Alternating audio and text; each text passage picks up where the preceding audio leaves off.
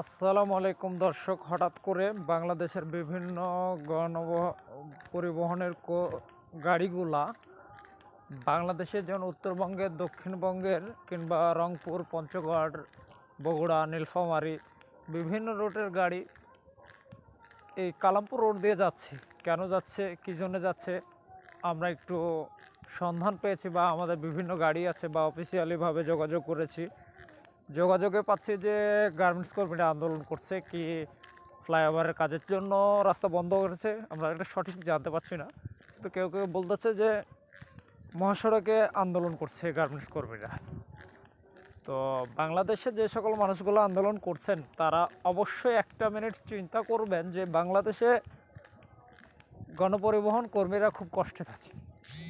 তাদের কথা কেউ ভাবে না, তাদের কথা কেউ চিন্তাও করে না, বলেও না। তবে বাংলাদেশের মানুষকে অন্তত একটা বার হলেও